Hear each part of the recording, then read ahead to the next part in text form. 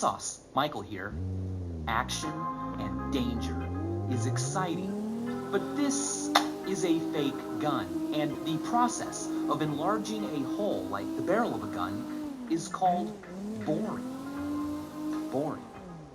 Boring a hole is a slow process requiring repetitive movements from a tool that goes in circles, which may be why things that are slow and repetitive and don't appear to be going anywhere came to be described with the same word.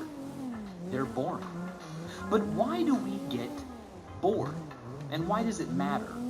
Evidence of being temporarily uninterested in anything happening, boredom, has been found as far back as ancient Pompeii. Boredom is a feeling we don't like. It's uncomfortable, but it's trivial, right? I mean, boredom happens to all of us, but now we have Facebook and Twitter and YouTube and texting and Candy Crush to keep ourselves occupied. So really, who cares? Well, here's the thing. Physical pain, heartbreak, and nausea are also uncomfortable, but they're caused by dangerous, serious, toxic things.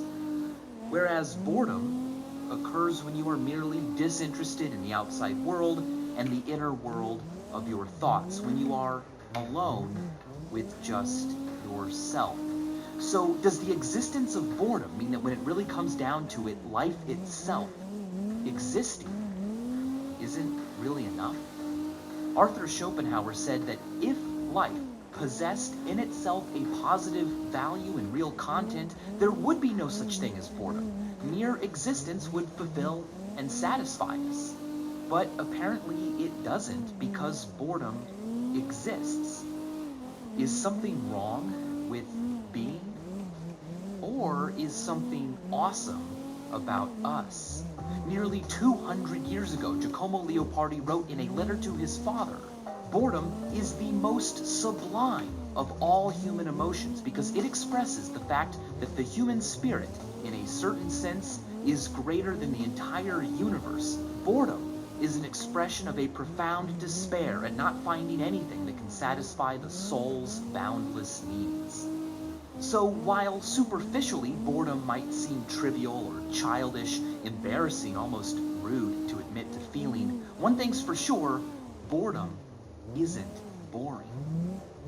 When bored, your brain activity only drops about 5%, and magnetic resonance images of people's brains while they were bored actually showed greater activity in regions responsible for recalling autobiographical memory, conceiving the thoughts and feelings of others, and conjuring hypothetical events. Imagining. Jennifer Schuessler wrote about this in her appropriately titled essay, Our Boredom, Ourselves. She points out that in line with neurological evidence, boredom historically has been an important source of creativity, well-being, and our very sense of self. It's an imposed state that leaves us to think about ourselves, notice things we may have overlooked, and get antsy enough to take productive actions we might have otherwise put off, like cleaning, writing, or challenging the mind with puzzles and games. As a pressure to move, boredom may have driven us to accomplish much of what we have achieved. But how do you measure boredom? The Boredom Proneness Scale, BPS, assesses an individual's propensity for getting bored, in a sense, their ease of being attentive. Average scores range between 81 and 117. We can take scores on the BPS and correlate them with other things. For instance, people who know themselves well can easily label their feelings, have high levels of self-awareness, tend to have lower propensities for feeling bored. But when it comes to feeling boredom frequently, the culprit may be one's own physiology. Individuals with fewer dopamine receptors in the brain tend to need more excitement to stay stimulated, meaning chronic boredom may be a symptom of the way your body is. A symptom that, if left unchecked, can become something worse. Anna Gosling lists depression, anxiety, drug addiction, alcoholism, hostility, poor social skills, bad grades, and low work performance. In fact, the National Center on Drug Abuse and Addiction has reported that the top 3 risk factors for teenage substance abuse are too much stress, too much spending money, and too much boredom. The Beth Israel Medical Center in New York reports that addicts' reported levels of boredom are the only reliable indicator of whether or not they will stay clean. Our brains need stimulation in order to be healthy. Not so much that they're overwhelmed, but a perfect balance unique to each individual, under which they can perform optimally, with energized focus, what psychologists call flow. Too little stimulation and our brains will act out, hoping to find somewhere to prevent something worse from happening. Our brains have theosophobia, the fear of boredom. Peter Toohey's Boredom, A Lively History, quotes Norman Doidge's findings that nothing speeds brain atrophy more than being immobilized in the same environment. The monotony undermines our dopamine and attentional systems crucial for maintaining brain plasticity. Variety and stimulation encourage neurogenesis, new brain cells, and can extend the lives of cells that already exist in certain regions of the brain. In order to avoid a lack of stimulation, our brains will even try to make up their own stimulations. Hallucinations. Hallucinations can be induced in almost anyone's brain if there isn't enough stimulation around. For instance, the Ganzfeld effect. When exposed to random noise and an unchanging monochromatic field, the brain freaks out and starts generating hallucinations. The effect can also be induced with ping pong ball hemispheres over the eyes and a radio tuned to static.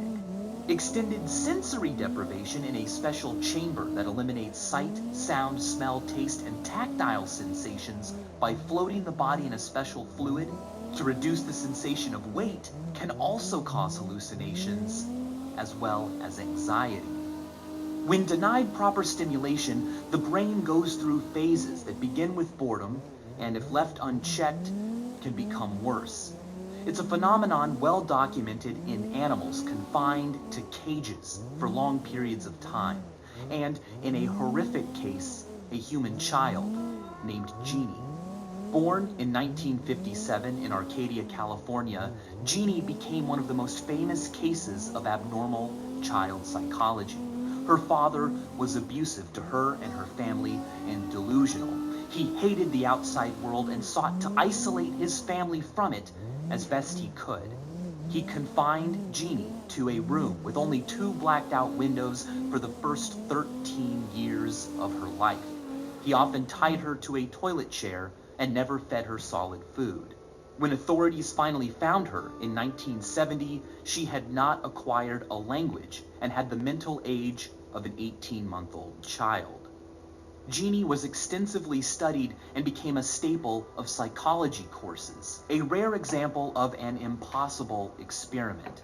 What if a human child was isolated from human contact, social behaviors, and human language? A feral child not raised by the proverbial wolves, but instead right in the middle of suburbia. Do you think you'd be happier as a boy? Jeannie is still alive today, her identity anonymous, as a ward of the state of California. Extended understimulation isn't just a punishment inflicted by delusional caretakers, it's also a punishment inflicted on criminals, especially in the form of solitary confinement. In the Bureau of Prisons, the record for most time spent denied social contact is held and still being set by Thomas Silverstein. Considered extremely dangerous, Silverstein has been kept in solitude since 1983.